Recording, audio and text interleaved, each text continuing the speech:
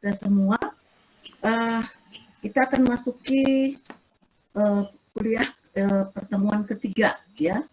Apakah bisa kelihatan PPT saya ini? Bisa, Bu. Bisa, Bu. Bisa, Bu. Oke, ya. Ya, atau saya buat seperti ini aja, enggak apa-apa. Ya.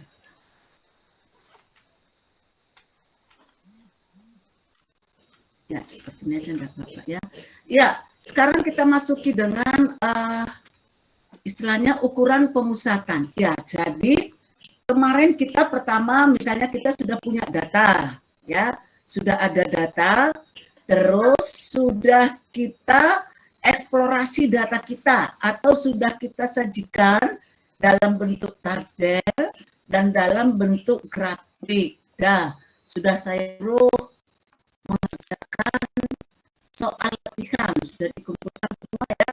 Oke, jadi bagaimana langkah-langkah untuk membuat grafik dan bagaimana langkah-langkah untuk membuat tabel yang disebut dengan tabel distribusi frekuensi.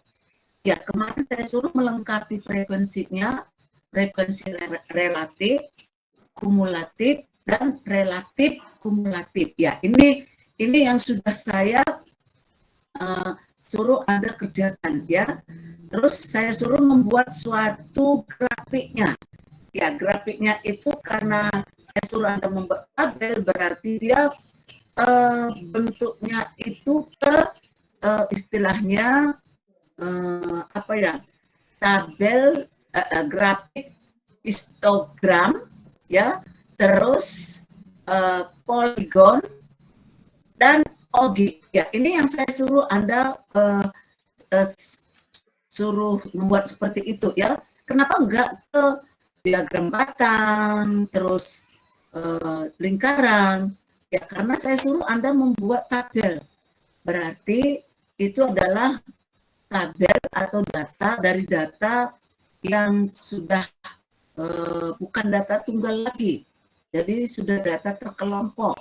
Ya, ketika kita menggunakan data terkelompok atau data yang sudah tersusun dalam tabel distribusi frekuensi, ya, jadi itu yang kita dari situ bisa kita buatkan suatu grafiknya. Ya, seperti itu dia. Jadi ini memang ada urut-urutannya. Kenapa nggak bisa langsung ke ukuran pemusatan? Ya, enggak seperti itu. Jadi kalau kita nggak ada data, apa yang kita analisis, ya, ngapain kita kalau nggak punya data? Berarti kita punya dulu data, baru data itu kita sajikan, baik dalam tabel ataupun grafik, baru kita analisis. Ya, pertama kita cari dulu ukuran pemusatannya. Oke, ukuran pemusatan itu secara umum, yaitu ada istilahnya itu 3, ya. Secara umum ada 3, ya. Tapi kalau kita lihat di sini sebenarnya masih ada yang, tapi secara umum itulah yang sering digunakan, yaitu min atau rata-rata, median, modus. Ya, itu adalah suatu ukuran pemusatan. Ya, itu adalah disebut dengan suatu ukuran pemusatan. Oke, ya. Jadi nanti di sini kita buatkan lagi bahwa ukuran pemusatan itu nanti terbagi ada 3 lagi, misalkan seperti itu, ya. Ya, sekarang kita lihat apa itu ukuran pemusatan, yaitu merupakan nilai tunggal yang mewakili semua data atau kumpulan pengamatan di mana nilai tersebut menunjukkan pusat data. Ya, jadi kalau kita punya data, kita harus tahu di mana pusat data kita. Baru nanti di mana letaknya atau lokasinya, yaitu namanya ukuran lokasi atau ukuran letak. Nah, terus bagaimana bentuk data kita? Ya, penyebaran atau disebut dengan ukuran dispersi. Ya, baru nanti ada tambahan untuk kemiringan dan keruncingan. Ya, ini. Ya, jadi ini memang tahap-tahap pada statistika deskriptif, ya. Oke. Jadi ada tadi rata-rata, median, modus. Jadi rata-rata itu ada lagi namanya rata-rata itu, ada rata-rata ukur dan ada rata-rata harmonis atau harmonik. Untuk rumus rata-rata hitung data tunggal itu adalah ini. Atau kalau kita buat dalam kalimat, jumlah semua nilai data dibagi dengan banyaknya nilai data. Ya, ya. Jadi di sini adalah notasinya adalah X bar, bukan new. Walaupun new itu termasuk rata-rata juga. Tapi ini kita ambil dari suatu sampel. Maka rumusnya itu adalah X bar sama dengan sigma X per N. Atau kalau ini kita uraikan, dia menjadi seperti ini. Ya, ini adalah untuk data tidak terkelompok atau data tunggal. Makanya kan pertama saya masukkan, harus Anda bedakan data tunggal atau data tidak terkelompok dan data terkelompok. Rumusnya berbeda. Ya, ketika dia sudah terkelompok, dia punya suatu frekuensi. Karena data terkelompok itu data yang sudah tersusun di dalam suatu tabel. Nah, itu yang kita sebut dengan tabel distribusi frekuensi. Ya, kalau mau lengkap frekuensinya, tadi ada relatif, ada kumulatif, dan ada relatif kumulatif. Ya, seperti itu dia. Oke, sekarang untuk data terkelompok. Ya, untuk data terkelompok, rumusnya adalah ini. X bar sama dengan, ini sudah punya frekuensi. Jadi sigma frekuensi dikali X atau nilai tengah dibagi dengan sigma frekuensi. Sehingga kalau kita uraikan dia, ini seperti ini dia. Ya, ini adalah penguraiannya. Jadi ingat, X itu kemarin simbol dari nilai tengah atau titik tengah. Ya, itu ingat ya. Nah, sekarang misalkan kita buat suatu contoh ya untuk data tunggal. Ya, sekarang misalkan kita punya data ya. Ya, jadi kita punya suatu data. Ya, oke. Misalnya data kita adalah 1, 3, 4, terus 5, 6, misalkan seperti itu. Kalau kita mau mencari rata-ratanya, maka X bar sigma ya, sigma X dibagi dengan N. Sigma X-nya itu adalah 1 tambah 3 tambah 4 tambah 5 tambah 6. Ya, dibagi dengan berapa? N-nya berapa? 1, 2, 3, 4, 5. Itulah untuk data tunggal. Ya, itu adalah untuk data tunggal. Ya, jadi ini cara mencari rata-ratanya.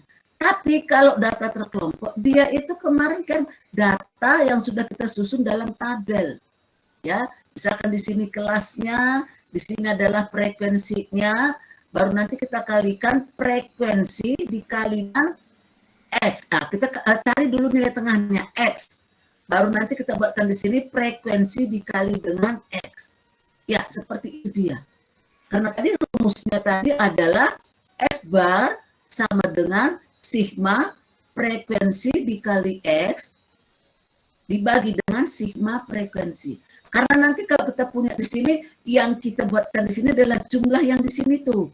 Nah, itulah yang disebut dengan sigma frekuensi X dibagi dengan sigma frekuensi. Ya, artinya jumlah frekuensinya berapa. Oke, ya ini tentang penjelasan persamaannya ini ya. Ya, sekarang kita masuki dulu contoh kita, misalkan ini. Ya, contoh minggu kemarin yang kita ambil dari alternatif 2. Ya, ini kemarin kelasnya, ini nilai tengahnya, ini frekuensinya. Kita kalikan frekuensi dikali X.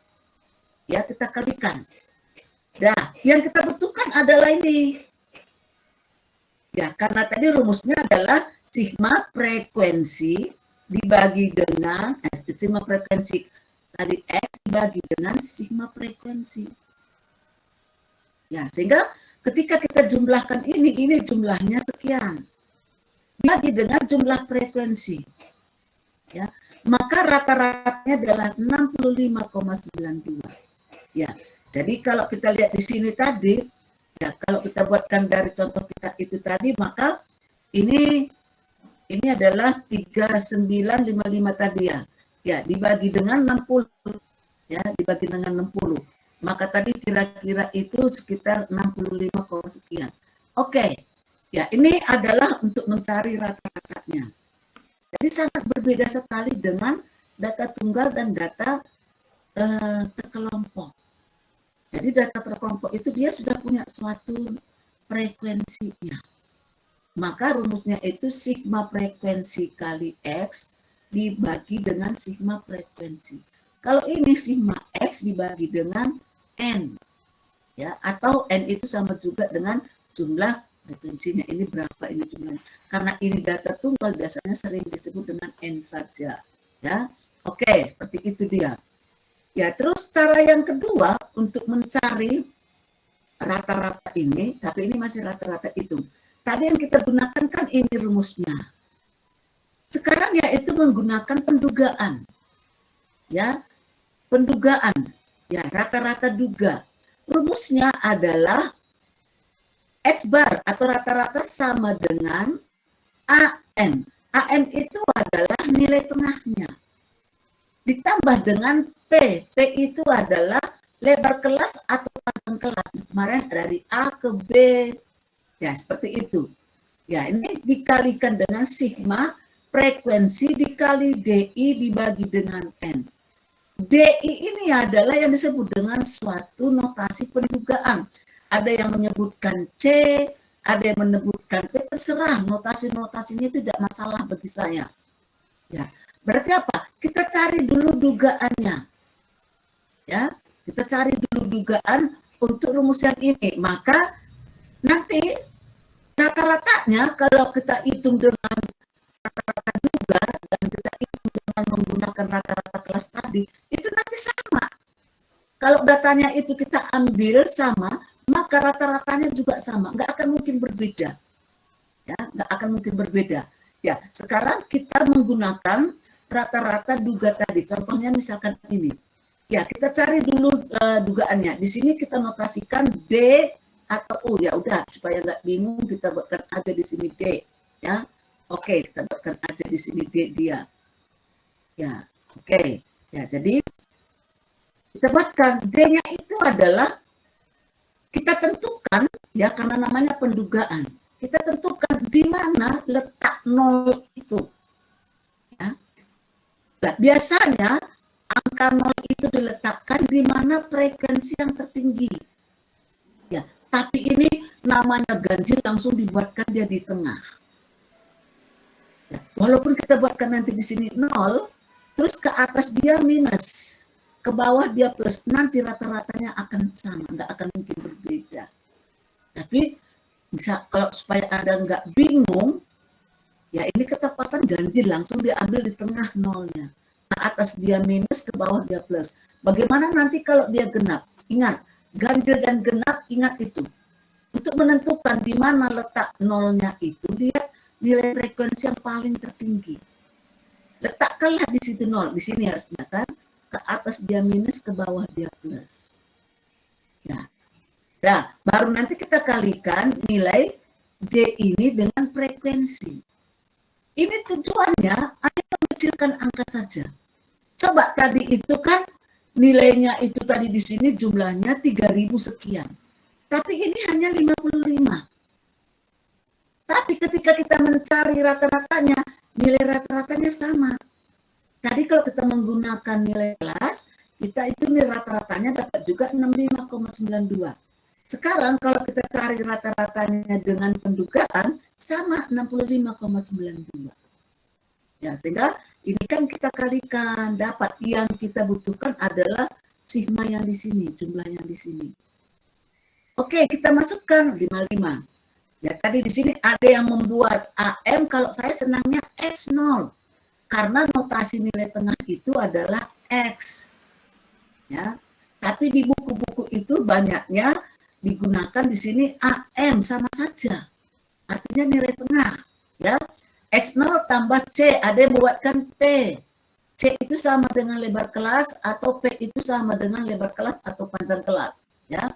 Oke, dikalikan dengan sigma frekuensi dikali U, ya. Nah, di sini kita buatkan, ya ini bisa enggak diganti ini, supaya enggak bingung ya. Ya, jadi sigma frekuensi punya itu tadi kan jadi kecil dia loh. Tadi 3.000 sekian, tapi ini hanya 55, ya hanya 55. Ya, tapi nilai rata-ratanya itu sama. Kenapa bisa seperti itu, Bu? Karena ini adalah pendugaan. Rata-rata pendugaan. Oke, ya kita masukkan X0-nya kenapa 54? Karena tadi kita letakkan di situ angka nolnya. Nih, nilai tengahnya. Nih. Karena tadi X0 itu adalah nilai tengah. Ditambah dengan C, yaitu 13. Lebar 9 ke 21, 22 ke 34, 87 ke 19, itu sebanyak 13. Terus dikali dengan jumlah frekuensi dikali D tadi ya. Oke, ini adalah kita ganti dia D. Oke, ya. Dibagi dengan sigma frekuensi. Sehingga rata-ratanya sama. Ya. Sama dengan ketika tadi kita itu menggunakan rumus tanda kelas tadi. Nah, tadi juga rata-ratanya 65,92. Ya, jadi tidak berbeda dia ya. Jadi nanti kalau untuk mencari rata-rata terserah sama Anda apakah Anda mau menggunakan tanda kelas atau menggunakan rata-rata juga, ya itu terserah ya. Oke, ini adalah untuk mencari rata-rata. Terus yang ketiga untuk cara mencari rata-rata juga itu ada namanya rata-rata pembobotan ya.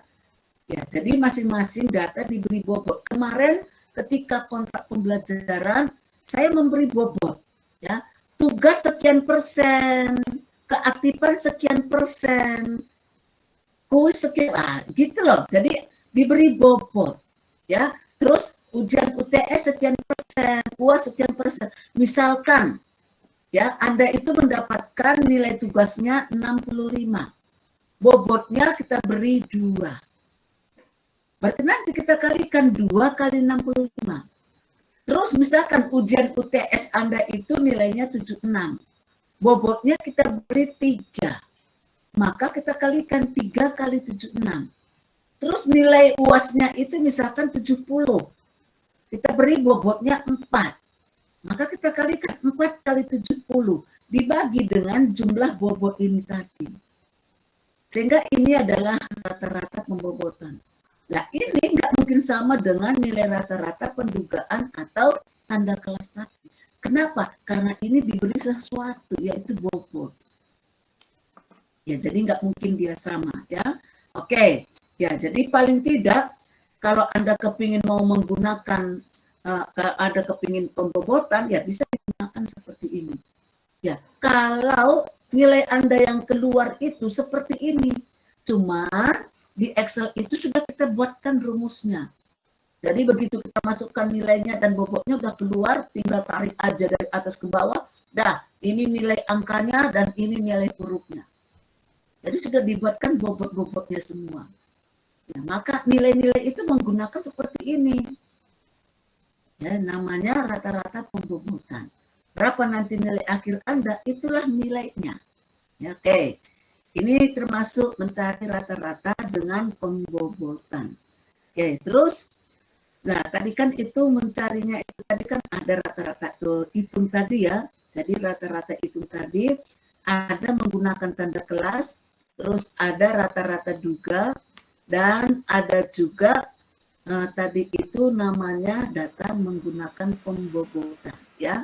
Oke, sekarang kita masuki dengan kedua, yaitu rata-rata ukur. Ya, rata-rata ukur atau disebut juga rata-rata geometris.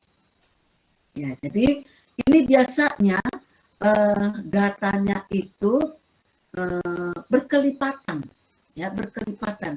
Ya, namanya geometri, direct geometri. Ya, pasti Anda sudah tahu. Waktu SMA dulu pasti sudah mendapatkan seperti itu dari geometri. Ya.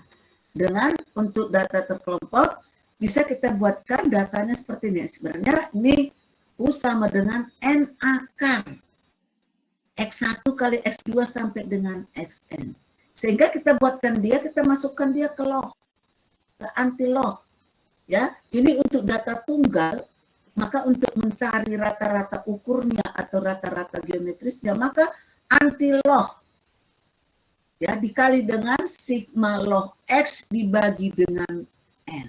Ya, kalau tadi kita punya data tadi, misalkan ini tadi, maka kita mau mencari misalkan ini adalah rata-rata harmonisnya, ya, maka kita buatkan anti-log, ya, anti-log, ya, ini kita masukkan. Ini adalah, ya, jadi kita ikut-ikut rumusnya yang ini tadi. Anti-log dikali dengan, jadi kita kalikan, ya, dikali dengan, ini kita cari log 1 tambah log 3 sampai dengan nanti log 6 itu berapa. Dibagi dengan jumlah sigma lognya tadi, ya, dibagi dengan ini. Ya, N-nya tadi. Berarti tadi N-nya berapa di sini? 5. Ya, dibagi dengan 5. Ya, itulah rata-rata ukurnya atau geometrinya untuk data tunggal. Tapi kalau untuk data terkelompok, ini kita cari dulu lognya, ya, log berapa tadi, rata-rata tengah yang pertama tadi berapa, kita logkan dulu semua, baru nanti kita kalikan frekuensi dengan log yang sudah kita dapatkan. Nanti penjumlahan frekuensi dikali log yang di bawah itu, itulah yang kita butuhkan, itulah yang disebut ini. Ya, jadi untuk data berkelompok itu, untuk mencari rata-rata ukurnya atau geometrinya ini dia. Ya, jadi pertama dulu kita cari dulu log. Log dari 3, 4 ini. Log dari 6 nih. Nah, ini sudah kita dapatkan. Ini semua log dari ini. Sekarang kita kalikan frekuensi ini dikali log ini. Nah, yang kita butuhkan adalah yang ini. Karena rumusnya adalah U sama dengan sigma frekuensi dikali log X. Ya, nih. Ya, jadi ini yang kita butuhkan. Sehingga bisa kita cari rata-ratanya. Maka rata-ratanya itu adalah kita masukkan rumusnya. Ya, seperti ini dia. Jadi 107,1 dibagi dengan jumlah frekuensi. Ya, berapa? Nanti diantilogkan. Ya, baru inilah nilainya. Nggak akan mungkin sama dengan rata-rata, tanda kelas, terus rata-rata pendugaan, dan rata-rata pembobotan. Nggak mungkin sama. Karena di sini dia dilogkan. Ya, setelah dilogkan, dia diantilogkan. Jadi nggak mungkin sama. Ya, jadi dia ini berupa bentuk direct geometri. Ya, makanya tadi dia dikatakan tadi itu dia berkelipatan nih, ya, dia berkelipatan. Ya, jadi dari data satu dengan yang lain dia itu berkelipatan. Oke, ya ini adalah untuk yang kedua, yaitu rata-rata ukur atau rata-rata geometri. Sekarang yang ketiga, yaitu rata-rata harmonis. Ya, jadi rata-rata harmonis ini biasanya datanya itu bentuknya pecahan atau desimal. Ya nih, jadi ada semuanya ciri-cirinya gitu loh. Ya, jadi untuk data tidak terkelompok atau data tunggal, maka ini rumusnya. Jadi RK atau rata-rata harmonis sama dengan N dibagi sigma 1/X. Ya, kalau kita ambil contoh kita tadi itu, ya, di sini adalah RK, ya tadi itu adalah sama dengan N dibagi dengan 1/, kayak gitu tadi ya. Ya, X tadi. Berarti N-nya berapa di sini? 5. 5 dibagi misalkan dari sini 1/1 ditambah 3 per berapa ini ya? Ya, 3 per 5 ya gitu. Ya, oh ini 1/5. Nah, ini terus tambah 4/5 kayak gitu seterusnya. Itu maksudnya tadi itu adalah rumus yang ini tadi. 1/X. Ya. Oh iya. Ini salah ini saya buatkan. 1/X. Berarti 1/X, 1/1. Ini 1/3. Ini 1/4. Tambah 1/5. Ditambah 1/6. Jadi dia bentuknya nanti apa? Desimal atau dia itu pecahan. Nah, jadi dia per berapa? Ya, makanya tadi dia bentuk datanya itu pecahan atau desimal. Ya, jadi tadi N-nya 5, berarti 5/1/1 tambah 1/2 seterusnya. Itulah untuk rata-rata harmonisnya untuk data tunggal. Oke, sekarang untuk data berkelompok, yaitu rata-rata harmonisnya sebenarnya sama saja, cuman ini karena sudah data terkelompok, harus kita menggunakan frekuensi. Jadi N itu sama frekuensi itu sebenarnya sama, yaitu jumlah banyaknya data. Ya, jadi sigma frekuensi dibagi dengan sigma frekuensi dibagi dengan X. Oke, berarti dari data kita tadi, contoh kita yang tadi itu, kita cari dulu ini F/X. Ya, jadi kita lihat di sini dia, misalnya ini, kita cari dulu frekuensi dibagi X. Frekuensi dibagi X, frekuensi dibagi X. Sehingga yang kita butuhkan adalah sigma yang di sini. Nah, karena tadi rumusnya adalah nih sigma frekuensi per X. Ya, baru kita masukkan ke rumusnya tadi. Jadi rata-rata harmonis itu adalah sigma frekuensi 60 dibagi dengan sigma frekuensi per X. 1 dibagi 1 dan 1. Sehingga ini adalah rata-ratanya. Ya, nggak akan mungkin sama dengan rata-rata yang sudah kita berikan tadi. Karena beda. Kalau harmonis itu dia bentuknya pecahan atau desimal. Kalau tadi ukur atau geometrik dia berkelipatan. Sedangkan kalau misalnya rata-rata itu yang lain, dia itu nggak ada apa-apanya. Tadi bisa pakai gunakan tanda kelas atau pendugaan atau pembobotan. Ya, jadi kalau pembobotan ini kan istilahnya tergantung dari soalnya. Ya, tergantung dari soalnya. Ya, seperti itu dia. Ya, inilah jenis-jenis rata-rata secara umum.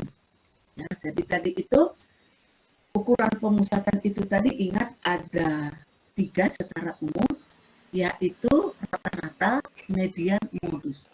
Rata-rata itu tadi dibagi-bagi lagi, ya dibagi-bagi lagi dia. Oke, ya, oke, ini adalah tentang ukuran pemusatan yang pertama.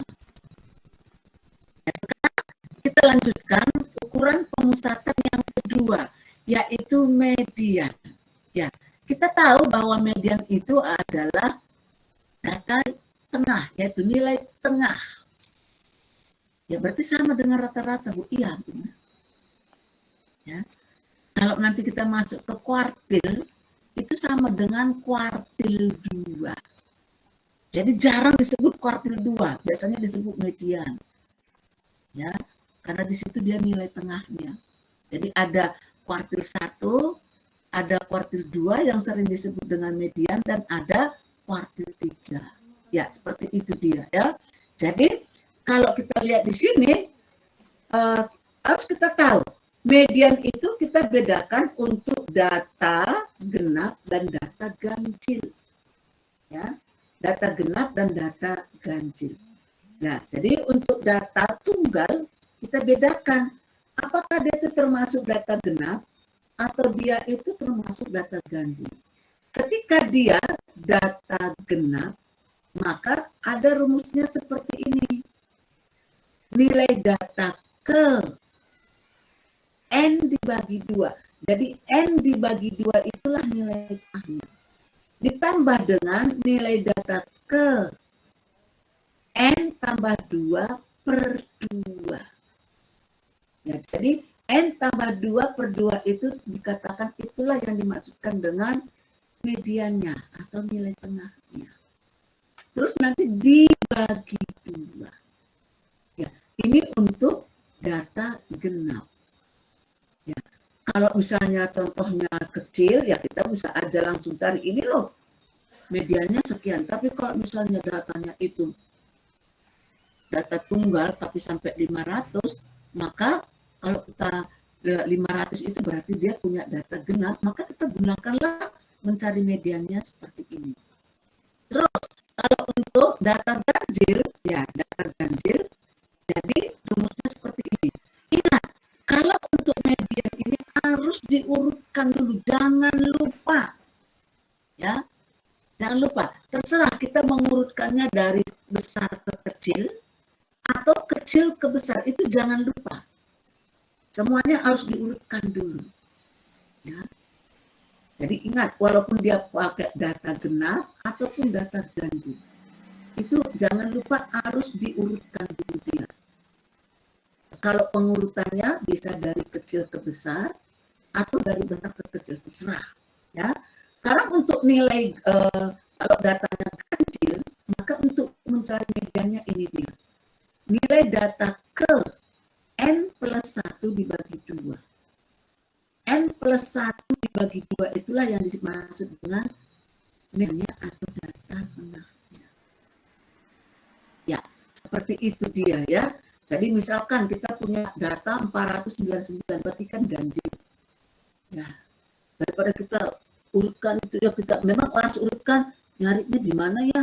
Oh, yang paling tengah nanti ya. Udah pakai aja rumus ini. Ya, nggak mungkin salah. Ya, kalau dia sedikit data genap itu kan, oh ambil yang di tengah. Terus kita tambahkan ini dengan ini dibagi 2, seperti itu. Itu kalau datanya kecil. Kalau dia besar, kayak tadi saya buatkan 500, gunakanlah rumus yang ini. Ya, itu untuk data tunggal atau data tidak terkelompok ya. Ya, ini saya buat contohnya data kecil untuk data ganjil dan genap. Ya udah, kalau data genap ganjil diambil aja yang di tengah. Oh, berarti ini mediannya 77. Kalau untuk data genap, ya karena ini juga kecil datanya, kita ambil yang di tengah-tengah dibagi 2. Inilah median. Nah, kalau sampai ratusan, tadi saya buat contohnya 500. Ya, wah, urutannya juga udah. Tapi tetap harus diurutkan dulu dia, jangan lupa.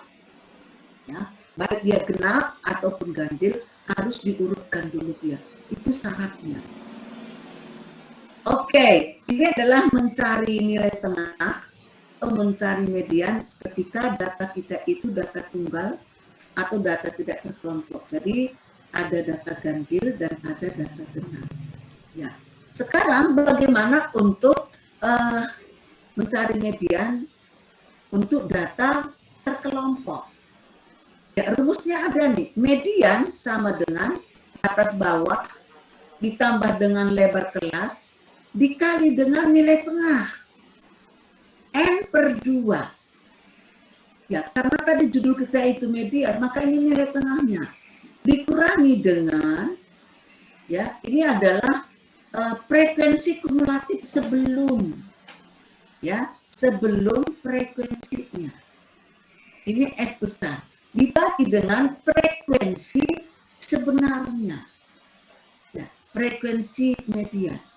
Kemarin saya sudah mengajarin bagaimana mencari frekuensi kumulatif. Ya, di sini nanti kita gunakan. Ya, kita gunakan di sini frekuensi kumulatifnya.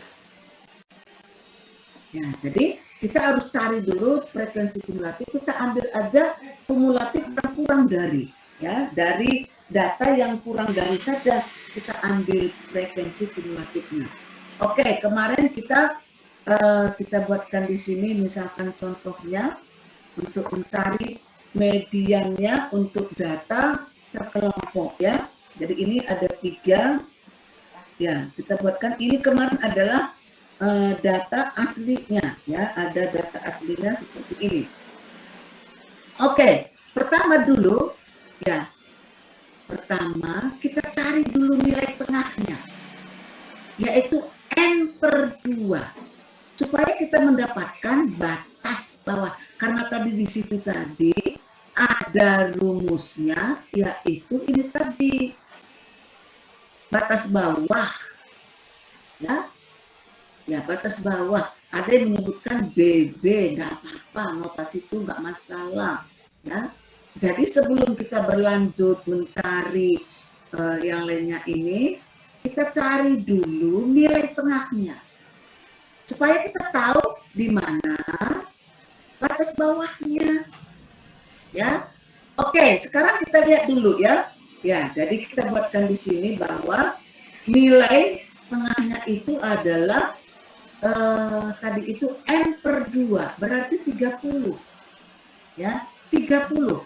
Ya, jadi kalau kita buatkan di sini, oke. Ya, ini saya buatkan dulu supaya lebih jelas lagi ya. Ya, karena kalau Anda salah mencari nilai tengahnya, ya udah nanti batas bawahnya itu salah, ya salah semua jadinya, ya. Jadi seperti itu dia. Jadi kemarin di sini ada kelas, oke. Di sini ada frekuensi, ya ada frekuensi. Terus ada namanya itu adalah kumulatif kurang dari. Ya kita ambil aja kumulatif kurang dari. Kita ambil aja notasi seperti ini. Ya, ini kemarin frekuensinya mulai dari 3, 4, 4, terus 8, 12, 23, 6. Ya, ini kemarin jumlahnya adalah 60. Oke, ya ini kemarin ya. Lah terus kita cari kumulatif kurang dari. Ya, ini di sini dianggap 0. Ya, dianggap 0 karena kurang dari sekian. Ya, 0 tambah 33, ya. Terus ya, ditambah 4, 9. Ya kan kayak gitu loh. Ya. Terus 37 ya. Ditambah 4, 11. Ditambah 8, 19. Ditambah 12, 31. Ditambah 23, 54. Ditambah 6, 60. Sehingga di sini dia sama dengan di sini. Karena kemarin kumulatif kurang dari itu penjumlahan dari data terkecil sampai dia data kebesar sama dengan jumlah N. Nah ini. Oke, ya jadi ini kemarin, nah sebentar, ini tadi saya lupa nulis kelas intervalnya ya. Ini kelasnya 9 sampai 24, 21, 22 sampai dengan 34, terus 35 sampai 47, 48 sampai dengan 60, 61 sampai 78, 73, 74 sampai dengan 86, 87 sampai dengan 99. Oke, supaya lebih jelas nanti kita buatkan dalam papan tulis ini ya. Ini adalah 9 sampai dengan 21, 22 sampai dengan 34, 35 sampai dengan 40 ya. 48 sampai dengan 60, terus 61 sampai dengan 73, terus 74 sampai dengan 86, terus 87 sampai dengan 99. Oke, ini kemarin adalah kelasnya. Dah, ya cari dulu apa tadi? Nilai tengahnya, yaitu N/2. Ya, ingat tadi rumusnya, yaitu tadi, kita buatkan dulu di sini biar lengkap ya. Ya, jadi kita buatkan dulu adalah median. Ya, jadi median itu adalah batas bawah ditambah panjang kelas atau lebar kelas dikali dengan nilai tengah dikurangi dengan frekuensi kumulatif sebelumnya dibagi dengan frekuensi median atau frekuensi yang aslinya. Ya, nih. Ya, cari dulu nilai tengahnya yaitu N/2. N/2. Berapa di sini? 60 dibagi 2. Ya, berarti ini adalah 30. Kita lihat nilai 30 ini frekuensi kumulatifnya nih. Oh, di sini nggak boleh kurang dari 30. Kalau di sini tadi 30 masih bisa. Tapi kalau di sini 29,99 nggak bisa. Jadi dia harusnya lebih besar sama dengan 30. Oh, ternyata letaknya kira-kira di sini. Wah, kita lihat dia itu kira kelas keberapa? Oh, kelas kelima. Lah berarti batas bawahnya adalah 61 dikurangi dengan batas bawah untuk bilangan bulat apa? 0,5. Wah, kan kayak gitu loh. Jadinya berapa? 60,5. Nah, ini dia. Ini adalah batas bawahnya. Nah, terus kita cari, oh lebar kelasnya kemarin sudah diketahui. Antara 9 sampai 21, 22 sampai 34 itu sampai ke bawah, itu kemarin sebanyak 13. Oke. N/2-nya tadi sudah tahu. Sekarang frekuensi kumulatif sebelumnya. Sebelum 31 tadi itu berapa? Oh, ini. Berarti frekuensi kumulatif sebelum frekuensi ini tadi 19. Oke.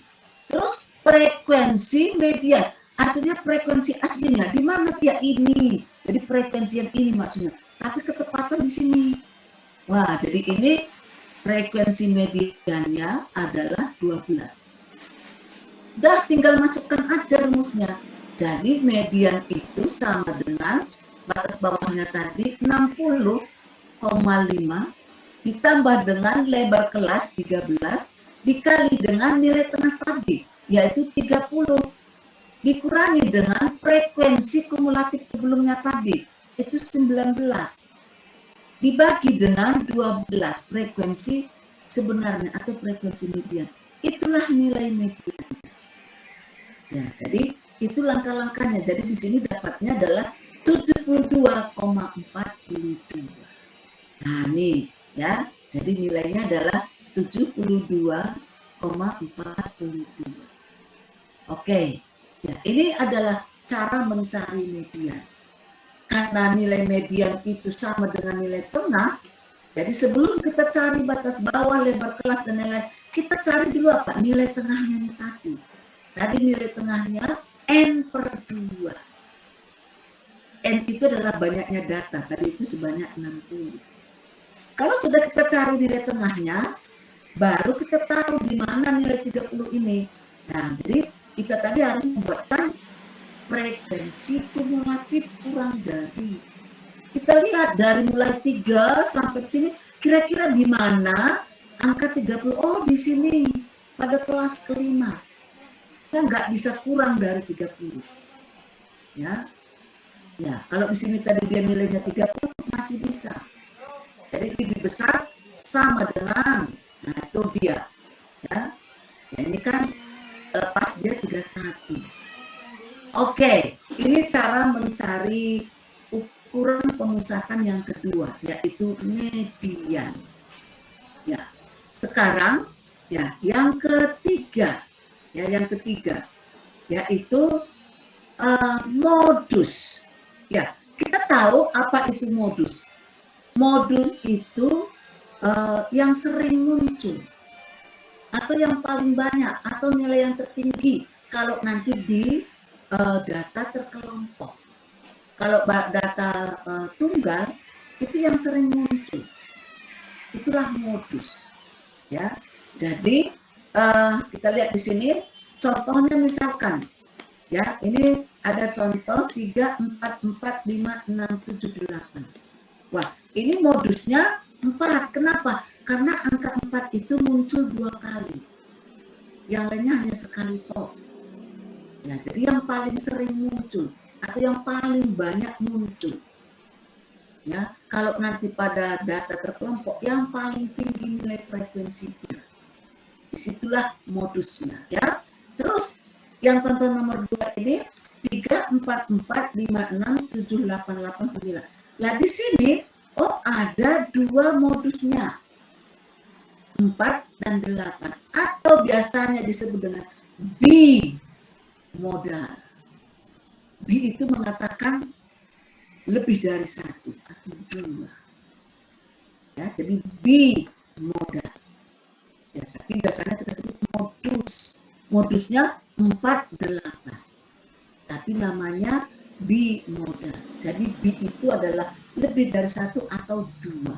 Ya. Oke. Terus contoh yang ketiga. 3, 4, 4, 5, 6, 7, 8, 8, 9, 9. Oke. Untuk contoh 3 ini modusnya kalau kita katakan ada 3, 4, 8, 9. Karena angka 4, angka 8, angka 9 itu dua kali semua muncul. Atau disebut dengan multimodal. Karena dia muncul lebih dari 2. Jadi lebih dari 2, 3, 4, 5 itu disebut dengan multimodal. Ya. Kalau 1 dia biasanya modus. Kalau 2 disebut dengan bimodal. Kalau 3 dia muncul atau lebih disebut dengan multimodal. Tapi berapa modusnya? 4, 8, 9. Ya, ini untuk data tunggal atau tidak terkelompok. Ya. Ya, bagaimana untuk data terkelompok? Ya, untuk data terkelompok maka rumusnya hampir-hampir sama semuanya. Yaitu modus sama dengan batas bawah ditambah dengan lebar kelas dikali dengan selisih frekuensi sebelumnya dibagi dengan selisih frekuensi sebelumnya ditambah selisih frekuensi sesudahnya. Ya, sesudahnya. Oke, ya sekarang kita ambil dari contoh kita ini. Kalau modus ini kita nggak membutuhkan nilai kumulatif, nggak dibutuhkan. Ya, jadi contohnya data kita, misalkan data contoh yang kita ini aja ya supaya lebih jelas terus ya. Ya, kita disuruh mencari modusnya. Kira-kira di mana letak modusnya dan berapa nilainya. Nah, seperti itu dia ya. Ya, kalau tadi kan kalau dari angka ini, nah ini itu angka pada 4 dan 8 berarti modusnya 4, 8. Kalau ini nih, kalau ini ada 3. Nah, sekarang kalau untuk data terkelompok itu, dari contoh ini, kita cari dulu apa? Modusnya, karena tadi kita itu mencari modus. Ingat, modus itu tadi adalah nilai yang sering muncul untuk data tunggal. Kalau untuk data terkelompok, frekuensi yang paling tertinggi, berarti itu yang dikatakan yang sering muncul, tertinggi. Ya, kita lihat dari frekuensi kita ini, oh iya, ini yang paling tinggi nilai frekuensinya. Artinya, disinilah letak batas bawahnya. Pada kelas ke-6. Ya, pada kelas ke-6. Sehingga kita cari batas bawahnya. Berarti batas bawahnya sama dengan 74 dikurangi 0,5. Sama dengan 73,5. Ingat, ini contoh kita itu bilangan bulat. Kalau nanti dia bilang pakai desimal, ya berarti ingat, kalau dia 1 desimal dikurangi 0,05 untuk batas bawah ya. Nah, terus kalau dia 2 desimal berarti dikurangi 0,005 dan seterusnya. Tapi karena ini adalah bilangan bulat, maka dikurangi dengan 0,5. Sehingga ini dia, ini batas bawahnya. Oke, terus tadi ada B1. B1 itu tadi adalah selisih frekuensi sebelumnya. Tadi kan di sini letaknya, ini frekuensi aslinya. Sebelum 23 itu berapa? Oh, 12. Sehingga kita kurangkan 23 dikurangi 12. Itulah nilai B1. Ya, atau selisih frekuensi sebelumnya. Nah, terus B2-nya selisih frekuensi sesudahnya. Sesudah 23 angka berapa? 6. Berarti 23 dikurangi 6. Itulah yang disebut dengan B2. Selisih frekuensi sesudahnya. Ya, oke. Jadi kita dapatkan B1-nya 11, B2-nya 17. Kita masukkan rumusnya tadi.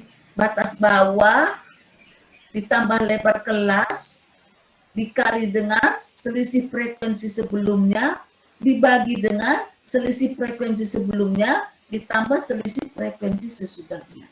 Sehingga ini adalah nilai modusnya.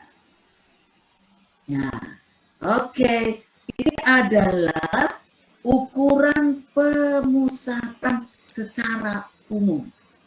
Ya, jadi ada 3, yaitu rata-rata yang sering disebut dengan mean, median, modus. Ya, oke. Nah, 3 ini kayak anak kembar 3 loh. Maka dia dikatakan punya hubungan empiris. Ya. Antara rata-rata, median, dan modus dia punya hubungan empiris. Ya, hubungan empirisnya itu ada 3 kemungkinan kesimetrian kurvanya. Jadi kurva distribusi datanya itu ada 3 kemungkinan. Yang pertama, ya, ketika nilai ketiganya itu hampir sama atau dia mendekati simetri. Ya, ini dia. Jadi kalau kita buat gambar loncengnya, ya saya gambarkan ya. Ya, jadi ini saya hapus lagi dulu. Ya, kalau kita buat gambar loncengnya itu ya seperti ini dia. Oke. Ya, jadi dia tadi itu kalau dia simetris, ya. Ya, ini dia. Jadi di tengah-tengah ini semua apa? Di sini adalah min-nya sama dengan median, ya, sama dengan modus. Ya, di tengah-tengah ini semua. Oke, itu maksudnya ini tadi. Jadi dia mendekati simetris. Nah, atau kurva simetris. Atau disebut dengan kurva normal. Ya. Terus, kemungkinan yang kedua, jika modusnya lebih kecil median dan lebih kecil rata-rata itu, maka kurvanya itu miring ke kanan. Ya, kalau kita gambarkan kurvanya, dia bentuknya seperti ya nih. Jadi ekornya itu kayak lebih panjang ke kanan. Wah, ini dia. Jadi di sini tadi modusnya, ya di sini mediannya, di sini min-nya, rata-ratanya. Ya, jadi ini adalah mod, ini adalah med, ini adalah ME. Ya, jadi disebut dengan miring ke kanan. Ingat, ini tadi disebut dengan simetri. Ya, ini simetri. Ya, sedangkan yang ini adalah miring kanan, ya, miring kanan. Kenapa? Karena ekornya lebih panjang ke kanan. Itu penyebab ketidaksimetriannya. Oke, terus kemungkinan yang ketiga, yaitu jika rata-rata hitung lebih kecil median, lebih kecil modus, maka kurvanya miring ke kiri. Ya, sekarang kalau kita buatkan gambar loncengnya, kira-kira bentuknya, ya dia itu lebih panjang, ekornya ke kanan, ke kiri ya, aneh. Aduh ini ya, di sini rata-ratanya, di sini adalah mediannya, di sini adalah modusnya. Jadi ini adalah ME, di sini adalah med, di sini adalah modus. Maka ini disebut tadi apa? Miring kiri. Nah, nih. Nanti ini kan kita di sini belum tahu loh berapa nilainya ini. Nanti kita belajar kemiringan. Kira-kira kalau dia miring kanan nilainya berapa? Kalau dia miring kiri itu nilainya berapa? Kalau dia simetri itu nilainya berapa? Di sini kita hanya mau menunjukkan dulu tentang hubungan empirisnya antara tadi rata-rata, median, dan modus. Ya, jadi ada 3 kemungkinan, simetri, miring kanan, dan miring kiri. Ya, oke. Terus jika distribusi datanya itu tidak simetri, ya, jadi kalau dia tidak simetri, tapi dia ada hubungannya, terdapat hubungan, adalah rata-rata itu dikurangi dengan modus sama dengan 3 dikali rata-rata dikurangi dengan median. Ini adalah ketika dia tidak simetris. Jadi ada rumusnya. Ya, ada rumusnya. Jadi rata-rata itu dikurangi dengan modus sama dengan 3 kali rata-rata itu dikurangi media. Nah, jadi inilah ketidaksimetrian terhadap hubungannya tadi. Nah, seperti itu dia. Jadi makanya tadi saya bilangin tiga-tiganya ini kayak anak kembar. Di mana ada rata-rata pasti ada median, ada modus. Karena dia punya hubungan empiris. Ya. Nah, itu seperti itu dia ya. Oke, ya. Ini untuk ukuran pemusatan sudah selesai. Nanti di sini kita melakukan kuis juga ya. Ada dulu pertanyaan di sini untuk ukuran pemusatan. Ya, apakah ada pertanyaan? Silakan. Mau Pak bertanya Bu. Oke, silakan. Amru, ya silakan. Untuk data berkelompokan itu bisa berasal dari data tunggal ya Bu? Yang ya benar. Ya benar. Untuk posisinya rata-ratanya atau mungkin untuk semuanya yang pemusatan datanya itu bisa sama atau bisa berbeda Bu? Bisa sama, bisa berbeda, tergantung Anda gunakan rumusnya apa. Ya. Nah, tapi kalau tadi misalkan datanya sama ya Mas ya, tapi tadi kalau Anda gunakan tadi rata-rata, mencari rata-rata tanda kelas dan rata-rata pendugaan itu pasti akan sama. Ada nanti kok perbedaan koma-koma sedikit aja, tapi pasti akan sama. Tapi beda dengan pembobotan tadi ya, atau rata-rata ukur, atau rata-rata harmonis itu pasti beda. Ya, nah, seperti itu dia. Berarti untuk tunggal dan berkelompok mungkin errornya sedikit Ibu. Iya, nah, tapi kalau data tunggal, sekarang gini loh Mas, kalau Anda menggunakan data tunggal itu kan belum ada frekuensinya. Iya. Ya, tapi kalau data terkelompok mencari rata-rata sudah ada frekuensinya. Sehingga tadi harus kita cari dulu nilai tengahnya, maka kita kalikan frekuensi dikali nilai tengah. Jumlah frekuensi kali nilai tengah itu tadilah yang rumus untuk mencari rata-rata. Ya, jadi nggak akan mungkin sama nilainya untuk data tunggal dan data terkelompok. Misalkan benar, data tunggal, data terkelompok itu kan kita ambil dari data tunggal. Kemarin kan sudah ada saya tunjukkan contoh nilai mata statistika, ya itu kan masih tunggal dia ya enggak. Tapi kan kita disuruh menyusun data tunggal ini menjadi data terkelompok.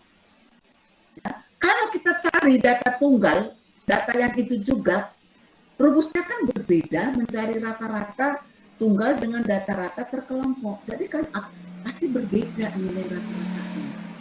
Karena data tunggal itu belum dikalikan dengan frekuensi. Artinya data tunggal itu dia itu belum tersusun dalam tabel. Ya.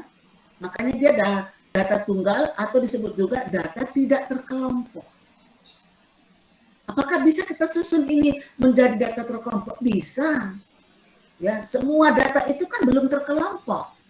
Masih data tunggal, tapi ketika kita mau menyusun tabelnya, ya harus kita ikut-ikut langkah-langkah kemarin.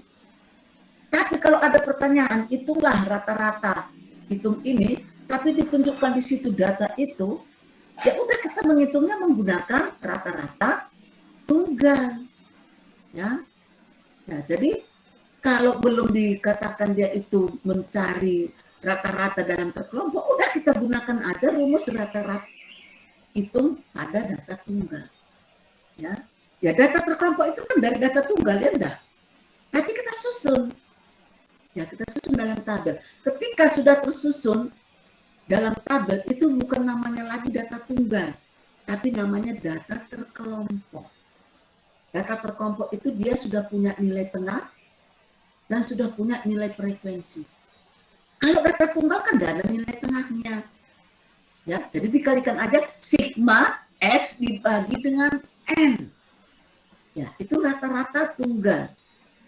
Tapi kalau rata-rata terkelompok, kalau kita menggunakan tadi tanda kelas, yaitu sigma frekuensi dikali X dibagi dengan sigma frekuensi. Jadi berbeda pasti nilai rata-ratanya untuk data tunggal dan data terkelompok.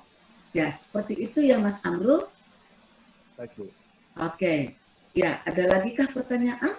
Izin bertanya Ibu. Oke, Muhammad Isudin. Ya.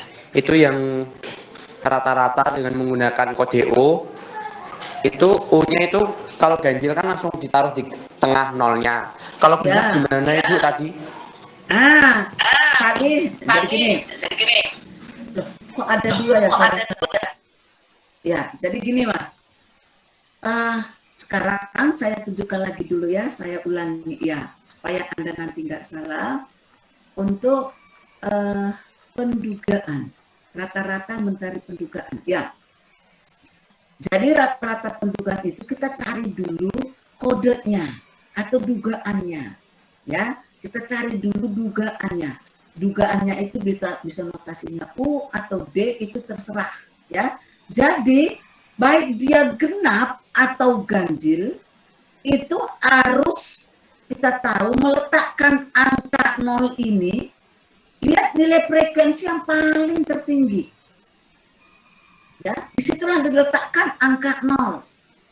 Ya, jadi kalau kita buat di sini 0, berarti ke atas negatif 1, negatif 2. Kalau kita cari rata-ratanya nanti yang bersama. Ya, ini pasti sama. Tapi ini kan ketepatan, banyaknya kelasnya 7. Bagaimana kalau genap tadi? Jadi genap dan ganjil untuk mencari ininya tadi ini. Nah, ini dulu, D-nya ini, kodenya ini, atau pendugaannya itu. Lihat frekuensi yang paling tertinggi. Letakkanlah di situ angka 0-nya. Ke atas dia minus, ke bawah dia plus. Bu, misalnya di sini paling tertinggi, ini gimana? Gak apa-apa. Berarti di sini 0, ke atasnya nggak ada. Berarti ke bawah plus 1, plus 2, dan seterusnya. Bu, kalau di sini misalkan paling tertinggi frekuensinya, ya nggak apa-apa. Ya berarti di sini dia apa? 0, ya enggak. Ke bawah dia nggak ada, berarti ke atas minus 1, minus 2, dan seterusnya. Seperti itu. Baru nanti kan kita kalikan nilai dugaannya ini dikali dengan frekuensi. Inilah yang disebut dengan nilai frekuensi dengan dugaannya. Yang kita butuhkan kan jumlah yang ini. Hanya satu tujuannya di sini, memperkecil angka. Coba tadi kalau kita gunakan tadi mencari rata-rata, yaitu tanda kelas. Di sini tadi kan sampai 3.000-an. Kenapa? Karena tadi nilai tengah atau X dikali dengan frekuensi. Ini untung loh. Ini data kita ini masih puluhan. Kan ada data ratusan, ya enggak? Misalkan 101 sampai 110, kan ada data loh. Lah, berarti nilai tengahnya nanti kan ratusan. Dikalikan dengan frekuensi berapa di sini? Ya berapa? Jadi ini tujuannya hanya satu, untuk memperkecil penghitungan angka-angkanya. Coba tadi 3.000 sekian, sekarang 55. Tapi rata-ratanya sama dapatnya. Karena rumusnya di sini menggunakan nilai tengah. Ya, nilai tengah. Nih, nilai tengah. Terus ada pendugaannya. Makanya disebut dengan rata-rata pendugaan. Ya, seperti itu Muhammad Isudin. Ya. Jadi Iya Bu, makasih Bu. Oke. Ya. Ingat ya, jadi meletakkan angka 0 itu melihat nilai frekuensi yang paling tertinggi. Baik dia itu datanya ganjil atau datanya genap. Nah, di mana frekuensi yang tertinggi, disitulah diletakkan angka 0. Ke atas dia minus, ke bawah dia plus. Seandainya di sini tadi dia angka tertinggi frekuensinya, udah berarti ke bawah plus semua. Kalau di sini angka tertingginya frekuensinya, udah berarti ke atas dia minus 1, minus 2, sampai seterusnya. Ya, seperti itu dia ya. Oke, ada lagi yang lain kah? Silakan. Ibu izin bertanya. Ya, Dimas, silakan. Kalau untuk yang memakai kode, kalau frekuensi tertingginya itu ada 2, tetap dua-duanya ditulis kode 0 juga, Bu? Oh, enggak, pilih saja salah satu, Mbak. Ya, pilih saja salah satu. Nah, jadi jangan dua-duanya, ngapain dua-duanya? Pilih saja salah satu. Contohnya misalkan kita buatkan di sini ya. Oke. Misalkan di sini tadi nih. Ya, misalkan di sini ada dua loh, 23, 23. Anda mau menggunakan 23 di sini, Anda mau menggunakan 23 di sini, enggak masalah. Ya. Jadi pilih salah satu saja. Jangan dua-duanya. Ya, seperti itu dia. Oke, gitu ya, Mbak? Oke, ada lagi. Terima kasih, Bu. Oke. Ada lagi kah? Izin bertanya, Ibu. Ya. Silakan. Itu tadi kan di yang rata-rata ukur itu ada log X sesuai dengan nilai tengah. Apakah dalam mencari log X kita mencari di tabel atau di Google kayak gitu, Bu? Apa ada cara menghitung? Ya, gunakan aja kalkulator. Gampang sekarang kan, Mbak? Banyak alat-alat penghitungan ya. Ya, jadi memang di sini kita ada log. Ya, log X tadi ya. Ya, cari log. Ya. Ya, jadi log X itu log 3 log apa ya. Ya, jadi udah gunakan aja di kalkulator atau di laptop juga kita pasti sudah ada kalkulatornya. Ya, sekarang itu kalkulator HP itu sangat-sangat canggih sekarang. Ya, sangat canggih sekali. Ya, jadi ya kalau misalnya kita punya daftar log juga kan ada daftar log kedua, ya nggak apa-apa. Ya, daripada kita beli buku daftar log, ya udah pakai aja kalkulator. Ya, misalkan log 3, berapa log 4, log 8, log 12, log 23, log 6, ya ini semuanya. Baru nanti dikalikan frekuensi ini dengan log ini, itulah ini. Yang kita butuhkan yang ini. Ya, jadi tidak ada cara yang lain, ya kita cari aja log logaritmanya. Ya. Oke, seperti itu ya Mbak ya. Ibu, terima kasih. Oke, ada lagi kah yang lain? Izin bertanya, Ibu. Silakan. Izin bertanya, Ibu. Silakan. Untuk yang cara menentukan bobot itu ada ketentuan tersendiri atau bebas, Bu? Ya, bobot ini kita yang menentukan. Ya, kayak kemarin kontrak pembelajaran, kan dosennya yang menentukan bobotnya. Ya, masih ingat ya? Ya, jadi keaktifan bobotnya sekian loh. Nah, praktikum bobotnya sekian. Ya, tugas bobotnya sekian. Makanya itu perlunya kontrak pembelajaran. Supaya mahasiswa itu tahu praktikum itu dosennya memberi bobot berapa. Nah, kalau saya nilainya misalkan dapatnya 80, bobotnya sekian, oh kira-kira nilai saya sekian untuk praktikum. Ya, jadi bobot itu ditentukan oleh kita sendiri, bukan orang lain. Dari biasanya kalau dari soal sudah ditentukan, contoh yang tadi sudah ditentukan kira-kira berapa nilai bobotnya. Ya, kalau nilai tugasnya tadi sekian, bobotnya sekian dikalikan. UTS-nya nilainya sekian, bobotnya sekian dikalikan. UAS-nya bobotnya sekian, nilai UAS-nya sekian dikalikan. Nanti dijumlahkan, itulah nilai akhirnya. Ya, itu tentang pembobotan. Jadi kita sendiri yang menentukan, ya bukan orang lain. Ya, seperti itu Mbak. Seperti tadi Mbak Lisa. Oke, ada lagi pertanyaan kah? Oke, ya, oke. Izin bertanya, Bu. Oke. Bu, kalau misalnya frekuensi paling banyaknya ada di kelas paling bawah, paling akhir, cara nentuin B2-nya atau B1-nya gimana ya, Bu? Iya bagus ya. Ya. Nah, jadi misalkan tadi ini ya, kita buatkan di sini ya untuk tadi mencari ya. Jadi tadi itu pertanyaannya ketika kita mau mencari itu adalah modus ya, mencari modus. Modus itu tadi ada selisih frekuensi sebelumnya dan ada selisih frekuensi sesudahnya. Misalkan ya, misalkan kita dapatkan di sini loh. Di sini adalah nilai batas bawahnya. Ya, misalkan ya. Jadi kita dapatkan di sini tadi kan batas bawahnya terletak pada kelas ke-6. Sekarang kita misalkan kita dapatkan batas bawahnya itu pada batas yang interval kelas ke-7 di sini. Nah, di sini adalah berarti bagaimana menentukan B1-nya? B1-nya kan tetap. Ya, B1-nya tetap. Selisih frekuensi sebelumnya. Berarti nanti yang di sini dikurangi dengan yang di atas. Tapi B2-nya gimana? Ya berarti di sini dikurangi 0. Karena di bawahnya nggak ada. Ya, seperti itu dia.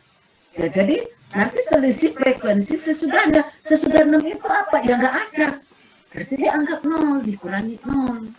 Ya, begitu juga misalkan di atas ini dia. Ya, jadi untuk kita dapatkan misalkan batas bawahnya itu adalah pada kelas pertama. Ya, pada kelas pertama. Berarti untuk menentukan B1-nya atau selisih frekuensi sebelumnya, berarti ini yang ini dikurangi berapa? Dikurangi 0. Ya, karena tadi itu batas bawahnya itu terletak pada kelas pertama. Jadi nanti ini dikurangi dengan 0. Kalau B2-nya ya nanti ini selisih frekuensi sesudahnya, ini nanti dikurangi aja seperti biasa. Ya, jadi nggak ada masalah ya Mbak ya. Ya, jadi tetap dikurangi dia. Kalau di sini sebelumnya sesudahnya ada ini, sebelumnya ini, sesudahnya nggak ada, dikurangi 0. Nah ini sebelumnya tidak ada, jadi dikurangi 0. Sesudahnya ada di bawahnya. Ya, seperti itu dia. Ya, jadi jangan ini kemana ya, dikurangi berapa? Ya, di atasnya ini kan nggak ada, berarti dianggap 0 dia. Ya, seperti itu dia. Oke, sudah bisa paham Mbak? Paham Bu, terima kasih. Oke, ya. Ada lagi kah? Ibu izin bertanya. Ya, silakan. Untuk kemarin dalam pembuatan tabel distribusi kan ada 3 alternatif. Nah, nantinya untuk pemilihan alternatif yang berbeda itu apakah akan mempengaruhi nilai pemusatan datanya atau tetap sama, Bu? Nggak terlalu jauh bedanya, Mbak. Ya. Jadi alternatif itu nggak harus 3 ya, Mbak ya, nggak harus 3. Ya, nggak harus 3. Mana tahu nanti alternatif Anda itu hanya 2 bisa. Atau memang data yang itu nggak usah pakai alternatif, nggak apa-apa. Tapi pilih salah, kalau misalkan harus menggunakan alternatif, pilih salah satu saja. Ya. Nanti itu nilai tengahnya apanya nggak terlalu jauh beda. Kenapa? Karena lebar kelasnya itu kan sama. Kemarin kan kita buat alternatifnya 3 loh. Tapi alternatif 1, alternatif 2, alternatif 3 tetap lebar kelasnya sama kemarin. Ya, tetap sama. Yaitu 13. Jadi kalau misalnya nanti ada soal harus menggunakan alternatif, Anda buatkan misalkan, wah ini hanya 2 saja, enggak apa-apa. Tapi alternatif 1, alternatif 2, lebar kelasnya harus sama panjangnya. Ya, harus sama panjangnya atau sama lebarnya. Enggak bisa beda, alternatif 1, 11, alternatif 2, 12, enggak bisa. Kalau misalnya panjang kelasnya itu atau lebar kelasnya 11, ya sama. Alternatif 1 ya segitu, alternatif 2 ya segitu. Ya, seperti itu Mbak Isa.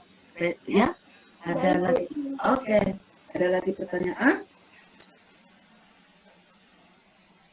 Izin bertanya lagi, Bu. Ya, silakan Amro. Berarti tadi kan kalau misalnya modusnya itu di kelas pertama atau kelas terakhir kan dikurangi 0 ya, Bu? Ya. Nah, kalau misalnya itu frekuensinya sama semua berarti modusnya tidak ada. Oh iya, kalau sama semua berarti nggak punya. Ya, itu tadi namanya multimodal, ya kan? Nah, multimodal. Tapi kalau kita mau mencari, ya, jadi pertanyaan ini kadang-kadang mengacaukan loh, ya. Ya, jadi misalkan nih frekuensinya yang misalkan di sini 15, semuanya 15 sama semuanya. Nah, kita mau mencari modusnya bagaimana? Ini multimodal. Ya, bisa dicari modusnya? Ya bisa. Modusnya adalah semuanya berapa nih, ya. Tapi ketika kita mau mencari suatu yang lain, ya salah satu aja kita ambil. Ya, kalau misalnya kita cari nilainya atau mencari nilai yang lainnya bisa saja, tapi biasanya itu kan modusnya ada berapa ini Mas ya, kalau ini 15 semuanya ya, ini ada 7 kelas ya. Ya berarti ini termasuk multimodal tadi, lebih dari 2. Ya, lebih dari 2. Apalagi seperti itu memang jarang terjadi. Tapi seandainya terjadi seperti itu, udah dikatakan aja ini modusnya adalah sekian, gitu aja. Ya. Kenapa? Karena nanti kalau kita bagikan pun kan tetap dia dibagi 0, ya enggak? Ya, jadi tidak terdefinisi kan? Tidak seperti itu dia. Ya. Ya, oke, ya nih. Tapi kalau namanya multimodal itu memang jarang terjadi kalau dalam data terkelompok, jarang terjadi. Malah nggak pernah. Ya, malah nggak pernah gitu. Tapi bisa saja dia kembar 2, itu bisa.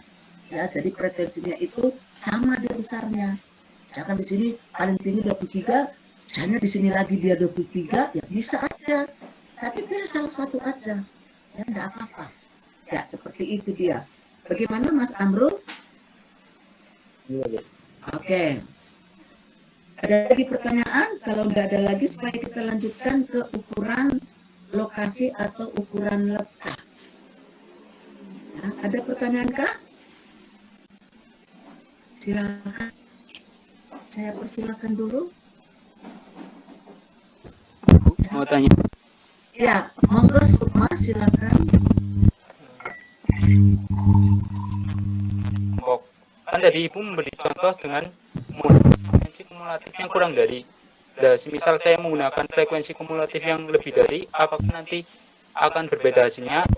Hanya cuma berbeda dalam pemasukan? Ya, jadi kalau kurang dari dan lebih dari itu memang apakah nanti berbeda atau tidak berbeda? Coba. Sekarang kalau kita ambilkan tadi ini kumulatifnya, ya coba kita ambilkan di sini, kita buatkan lebih dari Mas, ya. Coba kita buatkan aja, ya. Ya, jadi di sini kita buatkan lebih dari. Ya, lebih dari itu kemarin bagaimana? Pengurangan. Ya, berarti di sini berapa? 60. Ya enggak? Terus 60 dikurangi 3, 57, ya. Dikurangi berapa ya? Dikurangi 4, 53, dikurangi 4 dan seterusnya. Di sini nanti kan dia 0, dia enggak. Nah, di sini dia 0. Kita lihat di sini dia kira-kira berapa di sini. Ya, berarti tadi kan ini 57, 60, sebanyak berapa datanya? Lebih dari 9 berapa? 60. Dikurangi 3, 57, dikurangi 4, 53, dikurangi 4 berapa ini? 49, ya enggak. Ya, dikurangi 8, 41.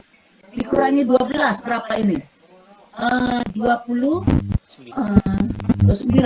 Dikurangi 23 berarti 6. Dikurangi 6 kan di sini dia 0. Nah, berarti kira-kira di sini berapa dia? Wah, jadi agak berbeda sedikit ya.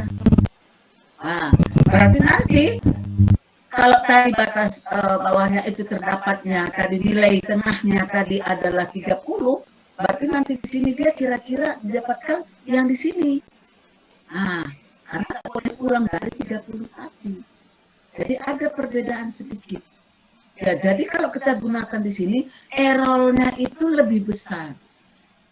Kalau statistik itu kan kepinginnya errornya itu makin kecil biar bagus. Mendekati 0. Supaya dia mendekati data sebenarnya. Ya, jadi kita gunakan ajalah yang kumulatif kurang dari. Ya, jadi selama ini selalu menggunakan kumulatif kurang dari. Karena ketika kita menggunakan kumulatif lebih dari, ya ini tadi nilainya di sini tadi, wah ini mana tadi di sini 29, yang satunya di sini nggak boleh masuk ke 29, karena tadi nilai tengahnya 30, berarti tidak digunakan di sini. Nah, padahal sini tadi nilainya ini 31. Nah, jadi agak perbedaan sedikit, tapi ini yang membuat jadi errornya besar. Ya, tuh, jadi makanya digunakan selalu error yang kecil. Makanya digunakannya itu adalah kumulatif kurang dari. Ya, seperti itu. Ya, nanti coba Anda lihat aja buku-buku statistika ya untuk mencari seperti ini, dia selalu menggunakan kumulatif kurang dari. Ya. Oke, seperti itu Mas. Iya Bu, jelas Bu. Oke, ya, oke. Bu. Ada lagi kah? Ada lagi pertanyaan? Izin bertanya lagi.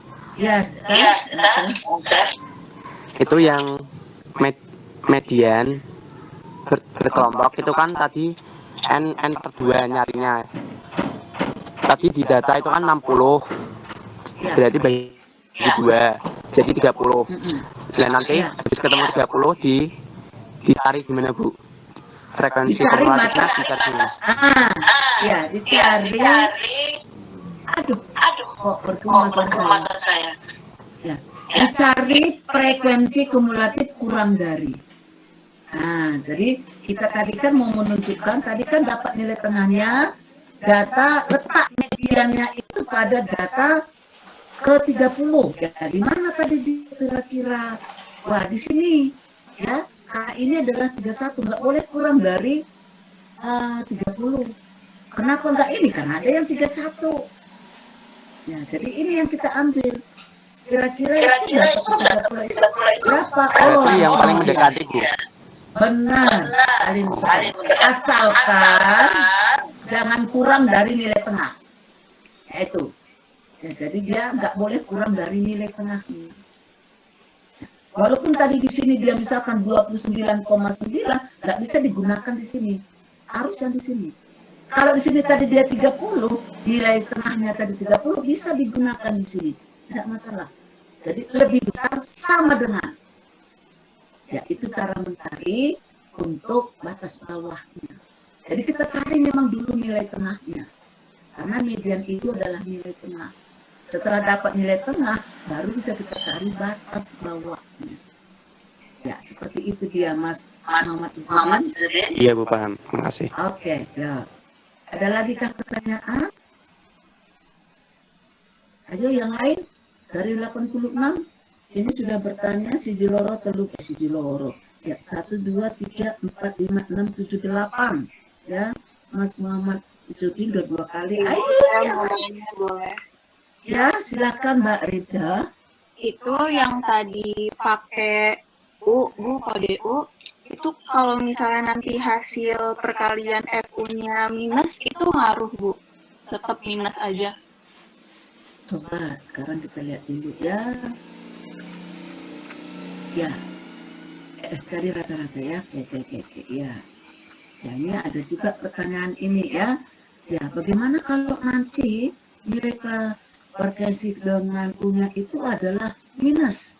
Apa pengaruh nanti atau tidak? Nah, sekarang coba kita lihat di sini. Ya, mana tadi? Belum. Ya, untuk menentukan nilai dugaannya tadi dulu. Ya, ini kita lihat di sini. Oke, ya. Ini kalau kita kalikan di sini dia, ya ini jumlahnya pas dia 55 enggak? Pas dia enggak? Apa memang ada minus 55-nya? Pas, Bu. Pas. Dia pas positif ya. Terus bagaimana kalau dia negatif? Tidak masalah. Ya, tidak masalah. Ya. Jadi tetap ditulis aja, Bu, tanpa minusnya tapi pas. Iya, tapi dituliskan aja tetap positif nanti di sini dia. Ya, tetap aja dituliskan. Ya. Nah, tapi memang di sini dia, ya tapi dia memang di sini dia minus gitu loh, nggak masalah. Ya, tapi tetap bisa dilakukan. Ya, itulah pendugaan. Jadi ada kelemahan dan ada kekuatannya. Ya, kelemahannya itu ketika dia minus ini bagaimana? Itu suatu kelemahan kalau kita menggunakan suatu pendugaan. Ya, terus kelemahan kalau dia itu kalau tadi kita gunakan itu tanda kelas ya. Tanda kelas. Bagaimana kalau kelasnya itu di sini misalkan tadi itu loh, ya datanya itu di sini ratusan, kan ada data di sini ratusan, ya berapa besar di sini? Karena untuk tanda kelas itu nilai tengah dikali frekuensi, jadi ada kelemahan dan ada kekuatannya, ya, pasti ada, ya seperti itu dia. Makanya tadi saya bilangin untuk pendugaan itu hanya satu tujuannya. Memperkecil angka. Ya, memperkecil angka saja. Itu aja tujuannya. Ya, ya jadi ya ini adalah untuk menggunakan rata-rata pendugaan atau kita menggunakan kode tadi ya. Oke, ada lagi pertanyaan? Ya gitu ya Mbak Rifda? Iya Bu, terima kasih. Oke. Ada lagi pertanyaan? Silakan. Bertanya Bu, Ya oke Mbak Julia silakan. tadi kan rata-rata harmonis itu biasanya datanya dalam bentuk pecahan atau desimal. Tapi kalau datanya bilangan bulat itu tetap bisa ada rata-rata harmonisnya atau tidak Bu? Ada rata-ratanya. Tadi kan data kita kan data bilangan bulat. Saya buatkan kan. Nah, tadi kan contoh kita ini kan bilangan bulat. Ya, rata-rata harmonis tadi. Ya, jadi tetap bisa dicari rata-ratanya. Ya, walaupun dia berbentuk pecahan. Ya, ini kan data kita ini kan data bilangan bulat loh. Ya. Tapi begitu kita mendapatkannya kan nggak masalah di sini dia. Ya nggak masalah. Yang penting kita cari, karena tadi itu rumusnya tadi itu adalah sigma frekuensi ya dibagi dengan X. Ya. Ya, jadi kan tadi rumusnya ini. Jadi walaupun dia itu misalkan bilangan pecahan atau desimal atau bilangan bulat, tidak masalah untuk mencari rata-rata harmonis ini. Tidak masalah. Contoh kita ini bilangan bulat nih. Tapi bisa kita cari rata-rata harmonisnya walaupun dia itu tadi memang di sini bentuknya itu adalah biasanya dia itu pecahan, tidak masalah, atau desimal, tidak masalah. Nah ini sengaja saya buatkan contohnya juga bukan pecahan atau desimal. Ya jadi saya ambil tetap dari contoh kita yang alternatif 2 kemarin. Ya, berarti biasanya dalam bentuk pecahan atau bentuk pecahannya itu tahu nggak ada di mana letaknya? Karena ini loh ini. Karena frekuensi per X, 1 per X. Nah, terus di sini lagi nih, sigma frekuensi dibagi ini. Ya pasti dia bentuknya apa? Bentuk pecahan atau desimal. Ya, sehingga hasilnya pun kalau kita hitung tadi dari rumus kita ini dia berbentuk desimal. Ya, berbentuk desimal dia. Atau dia berbentuk pecahan. Walaupun nanti kita menggunakan data pecahan atau desimal, itu tidak masalah. Walaupun kita punya menggunakan data bilangan bulat, itu tidak ada masalah. Tetap bisa kita cari rata-rata harmonisnya. Ya, seperti itu ya, Mbak Julia. Baik, terima kasih Bu. Oke, ada lagi kah pertanyaan? Silakan. Aku mohon izin bertanya Bu. Ya, oke, silakan Mbak Vina.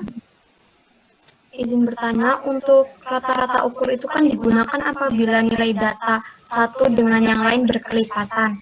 Jika datanya itu tidak berkelipatan, itu bisa digunakan rata-rata ukur atau bagaimana Bu? Bisa.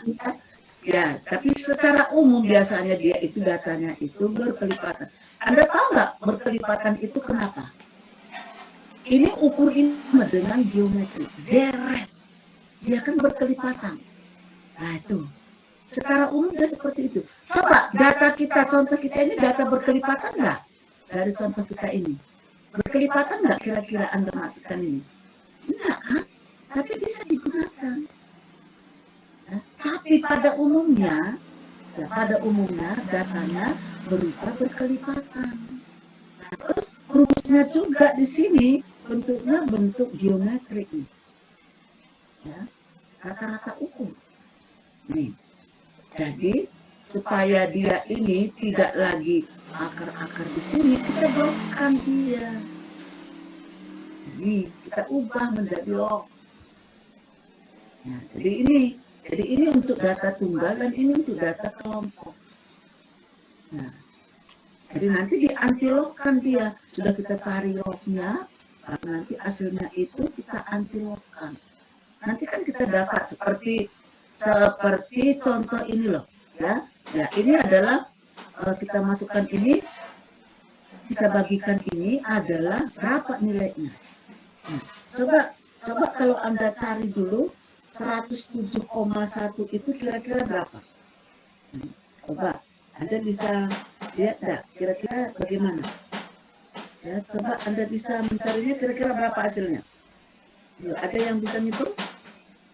Benarkah itu hasil penghitungannya segitu atau tidak? Coba.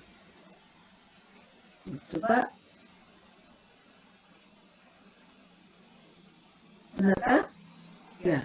Kalau penghitungannya itu 107,1 dibagi 60 itu adalah 1,785. Benar enggak? Tapi diantilokkan. Ya, diantilokkan dia sehingga dia bentuknya di sini. Nah, inilah salah satu bentuk tadi itu berkelipatannya tadi. Ya, seperti itu dia. Diantilokkan. Apa saya yang salah? 107,1 dibagi dengan 60. Benarkah 1,785? Benar, Bu. Benar, Bu. Ya, terus diantilokkan. Disitulah letak, yaitu tadi adalah berkelipatan itu. Ya, kalau tadi tidak ada antiloknya, itu hasilnya adalah 1,785. Tapi karena tadi dia itu bentuknya itu datanya berkelipatan, maka kita antilokkan. Nah, jika kita antilokkan dia, ya di kalkulator kita itu pasti lengkap. Langsung dapat dia. Oh iya benar ya, antiloknya 60,95. Oh, ya seperti itu dia.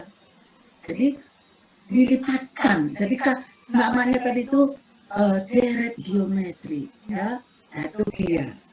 Oke, seperti itu Mbak Risma dan Mbak Tina. Risma aja ke Tina ya. Nah. Iya, Bu. Terima kasih ya, Bu. Oke, ya. Ada lagi pertanyaan? Bu, izin bertanya. Ya, oke. Untuk menghitung antilok kan bisa lewat kalkulator. Itu dengan disimbolkan apa ya, Bu, antilok itu?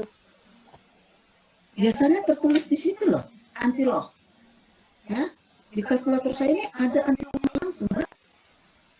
Iya, ada antiloknya langsung. Pakai inverse mungkin. Benar. Aku lupa tadi, Mas.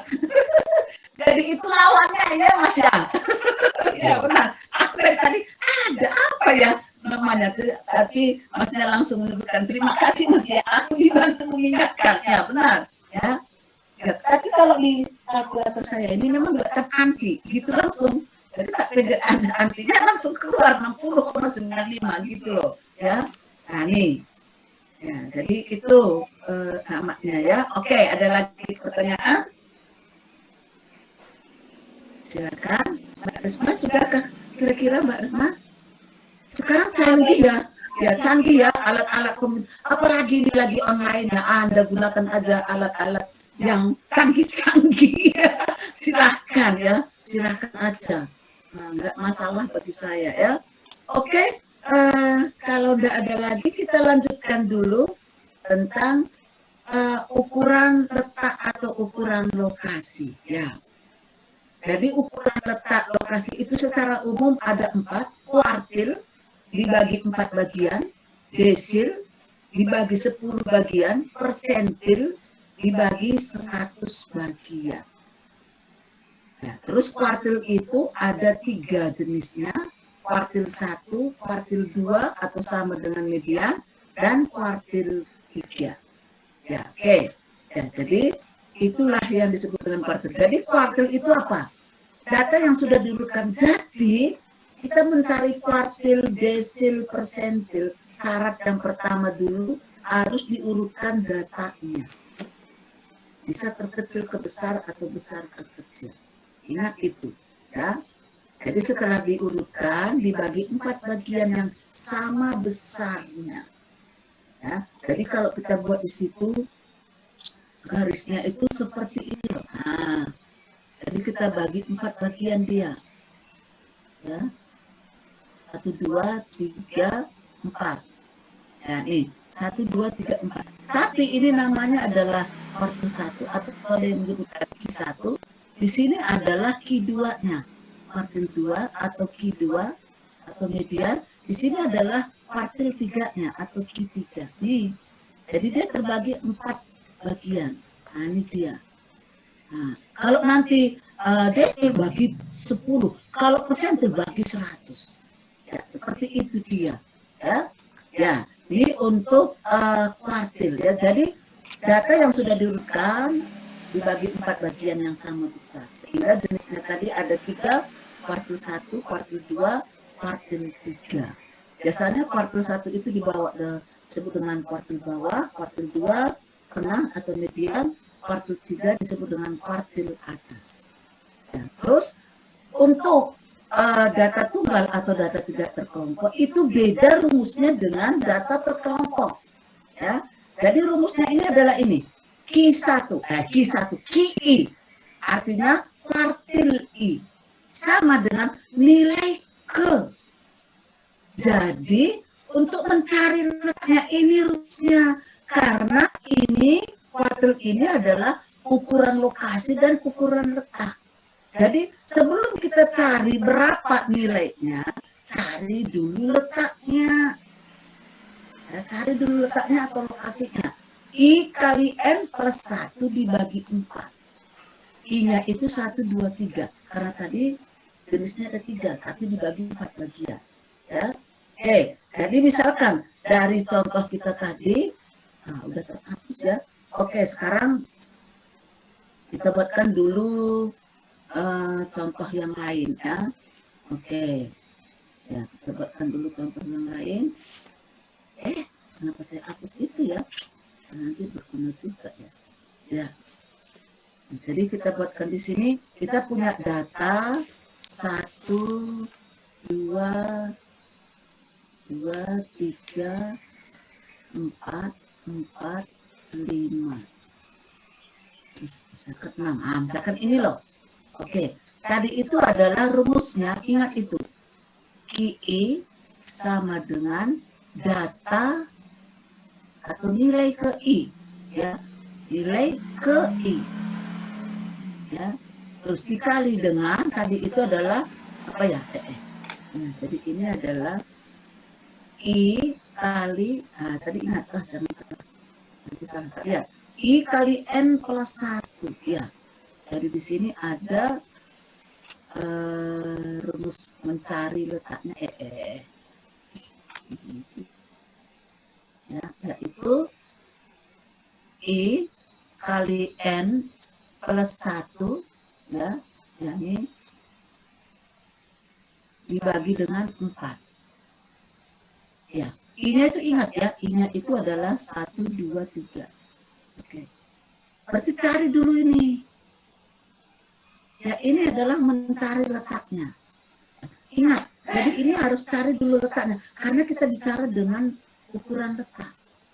Dari contoh kita ini tadi, misalkan, I-nya ini kira-kira berapa? Ya, kalau misalnya kita cari kuartil 1. Ya, jadi ini kita cari dulu letak kuartil 1. Sama dengan, berarti I-nya 1. Ditambah dengan N itu berapa? 1, 2, 3, 4, 5, 6, 7, 8. N-nya 8. Ditambah 1. Dibagi 4. Wah, kira-kira berapa ini? 8 tambah 1, 9. Ya, dikali 1, 9. Dibagi 4 kira-kira berapa? Yaitu 2, ayo. 25. 2,5. Ya, artinya ini dia terletak pada data kedua dan data ketiga. Ya, jadi dia terletak antara data kedua dan data ketiga nih, atau nilai kedua atau nilai ketiga. Itu letaknya. Berapa nilainya? Maka nilai kuartil 1 sama dengan kita masukkan data ke I, data kedua berapa nilainya? 2. Ya, ditambah dengan, nah, ini sisanya, berarti ini termasuk tadi data ketiga, yaitu 0,5. 5 dibagi 10. Ya, dikali dengan, dikali dengan nilai ketiga. Nah, nilai ketiganya tadi berapa? Nih, 2. Dikurangi dengan nilai keduanya tadi berapa? 2. Ya, seperti ini dia. Ya, jadi ini adalah bentuk ininya. Sehingga ini berapa? Ini 0 dikali ini berapa? 0. Ditambah ini berarti nilainya adalah 2. Jadi nilai kuartil 1 itu 2, tapi letaknya pada data kedua dan data ketiga. Ya, seperti itu dia untuk data tunggal. Ya, oke. Sekarang misalkan kita cari misalkan kuartil 3, ya kita cari kuartil 3. Berarti Q3. Berarti ini berapa? 3. Cari dulu letaknya. Berarti 3 ditambah 8, ya 3 dikali 8 ditambah 1. Ya, jadi ingat 8 itu dari mana? Jumlah data ini. Nah, ya. Jadi bagi dengan 4. Ya, berarti ini 8 tambah 1 berapa? 9. 9 kali 3 berapa? 27. Ya enggak? Kira-kira 27, ya. Itu 27 itu dibagi 4 itu kira-kira berapakah? Nah, nih, jadi 27 dibagi 4. Berarti kira-kira berapa? Nah, ya, 6,75. Ya, 6,75.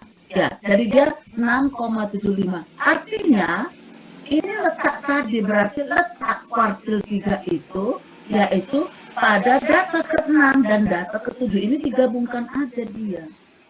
Ya, jadi dia terletak pada data ke-6 dan data ke-7. Jadi kira-kira di sini letaknya. Tapi berapa nilai kuartil 3-nya? Jadi nilai kuartil 3-nya sama dengan, lihat nilai ke-6 tadi berapa? Oh 4. Ya kita masukkan 4. Ditambah dengan sisanya itu 0,75. Dikali dengan nilai ke-7-nya tadi berapa? Oh 5. Ya. Dikurangi dengan nilai ke-6-nya tadi berapa? 4. Nah, ini ya dikurangi dengan 4. Oke. Ya, sehingga ini berapa? Ya, ini 5 kurang 4 1 ya. Oke. Nah, terus 1 dikali dengan 0,75 itu berapa?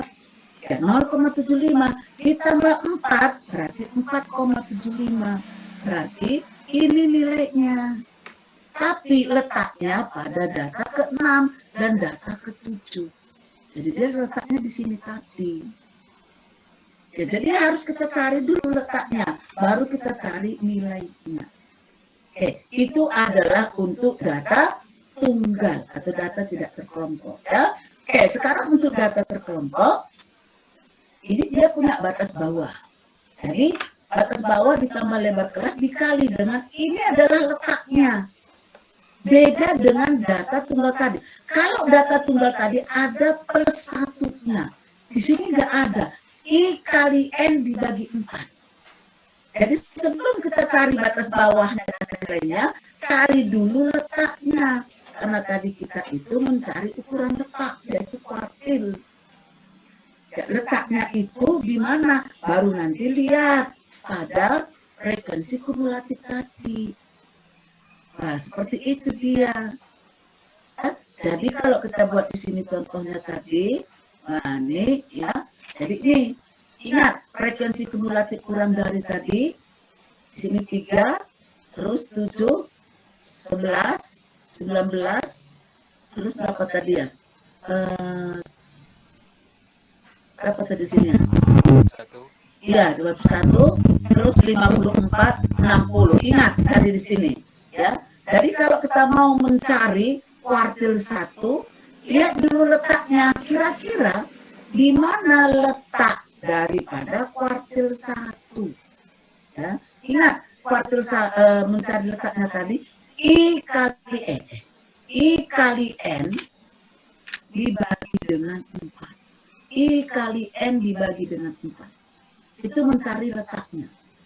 Ya, jadi kalau dari contoh kita ini, I-nya berarti misalkan 1 kalau kita cari di 1 ya.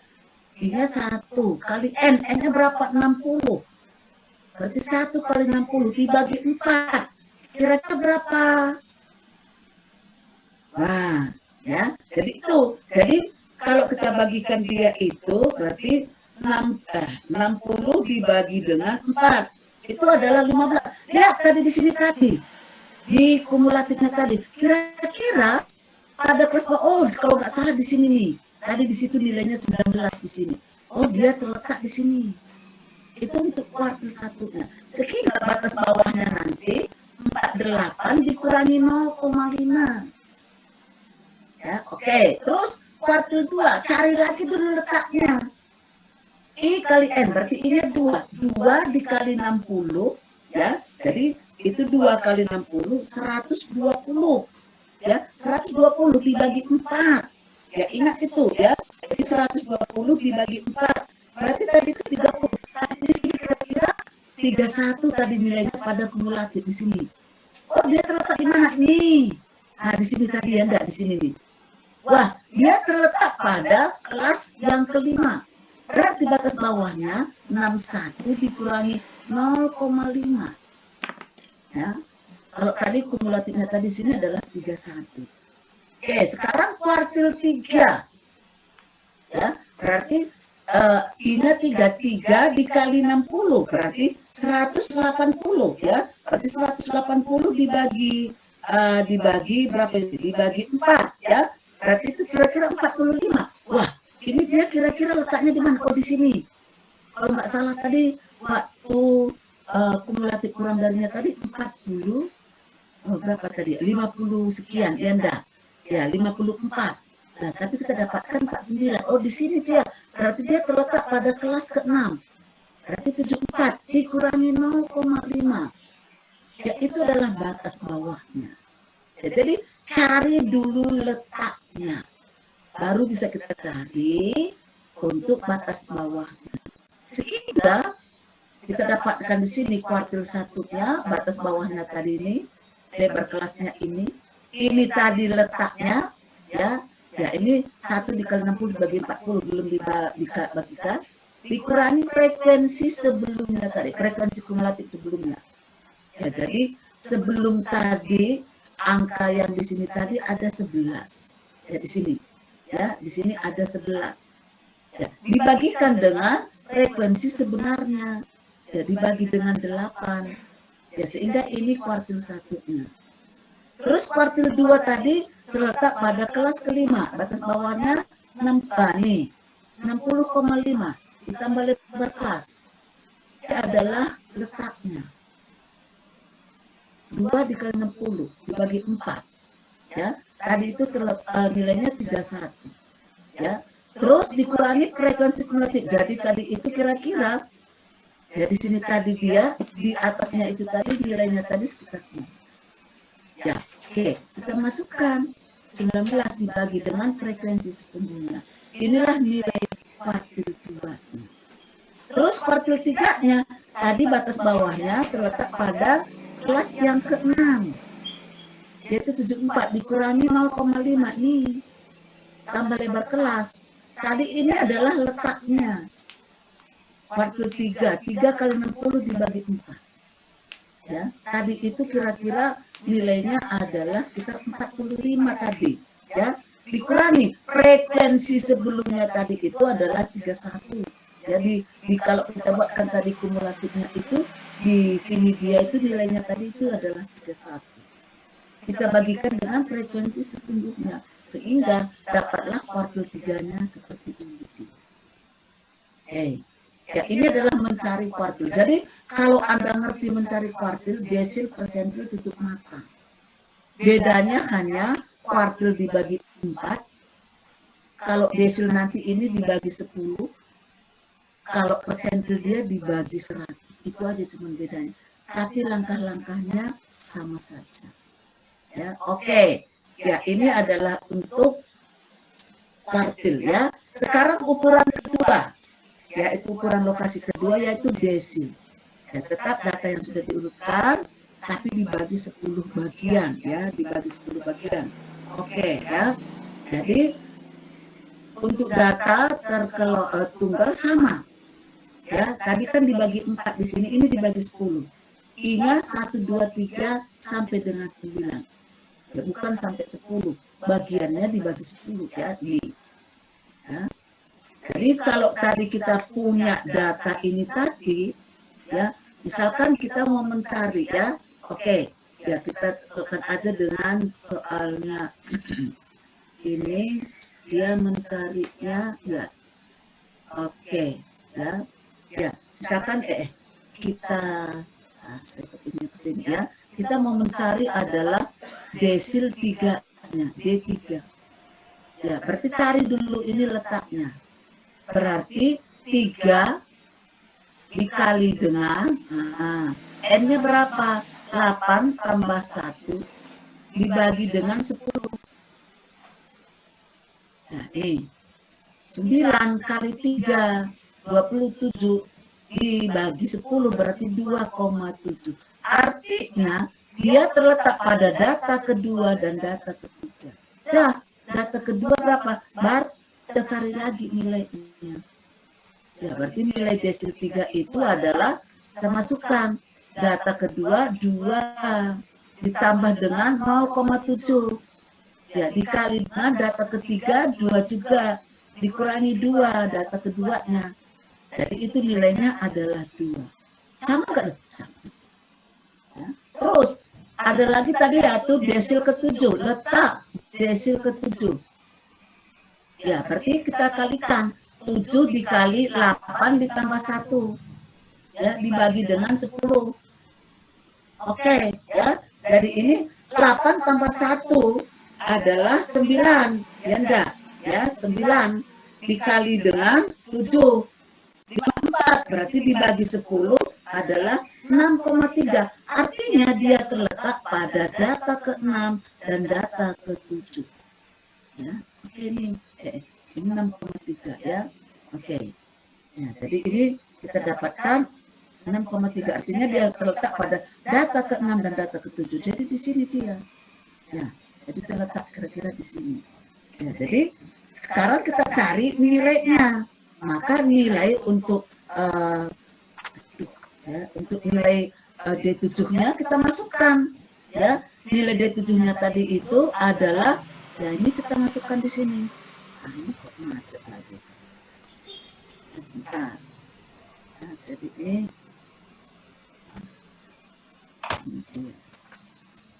ya ini kalau pakai alat elektronik ya seringnya macet kayak gini, nggak mau dia nulis ya. Ya kalau pakai mouse aku nggak bisa, karena ini ada ballpoint-nya, Ya, kalau pakai mouse itu aku nggak bisa nulis dengan cepat. Oke, nggak apa-apa ya. Ya, nilai ke-6 ini berapa? 4. Nah, kita tuliskan 4 tuh. Pinter banget sih. Ya, ditambah dengan sisanya tadi 0,3. Nah, 0,3 dikali dengan nilai ke 7-nya berapa? Yaitu 5 dikurangi dengan 4. Maka berarti nilainya berapa? Ya udah nggak apa-apa. Ya, 4,3 nggak apa-apa. Ini adalah nilai nilai D7-nya letaknya pada data ke-6 dan data ke-7. Ya, itu untuk data tunggal ya. Sekarang kalau untuk data terkelompok sama juga nih ya. Jadi ini kita cari dulu untuk letaknya ini. Ya, cari dulu letaknya. Ya, jadi letaknya itu dia terletak pada data I kali N. Kalau kita mau mencari misalkan nilai desil 3, ya berarti kira-kira di mana letaknya? Berarti 3 dikali 60 ya, frekuensi dibagi dengan 10. Wah, jadi dia terletak pada di sini. Pada kelas ke-4. Berarti batas bawahnya 48 dikurangi dengan 0,5. 47,5.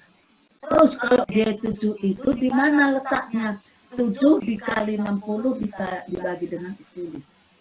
Wah, dia terletak pada kira-kira pada kelas ke-6 nih. Berarti batas bawahnya 74 dikurangi 0,5. Jadi nanti kita tambahkan di sini apa? Kumulatif kurang dari tadi. Ya. Baru nanti ini kita cari ya kira-kira nilai desil 3-nya itu, ini tadi batas bawahnya, lebar kelasnya, tadi itu letaknya kira-kira seperti ini dia. Frekuensi kumulatif sebelumnya nilainya 11. Dari kumulatif kurang dari. Frekuensi sesungguhnya ini. berarti ini dia desil 3-nya. Sedangkan desil 7-nya, batas bawahnya ini lebar kelas, dan letak desil 7-nya itu di sini. Dikurangi dengan frekuensi kumulatif sebelumnya. Lihat di kumulatif tadi. Dibagi dengan frekuensi sesungguhnya. Maka inilah nilai desil 7-nya. Ya, seperti itu dia. Ya, ini adalah untuk mencari desil. Ya, jadi dibagi dengan 10. Sekarang persentil, ya, persentil. Ini dibagi 100. Ya, jadi data yang sudah diurutkan kita dibagikan 100. Nah, kalau untuk data tunggal ini berarti I-nya sampai 99. Ya, sampai 99. Ya, jadi ini juga dicari nanti letaknya nih, I kali N plus 1.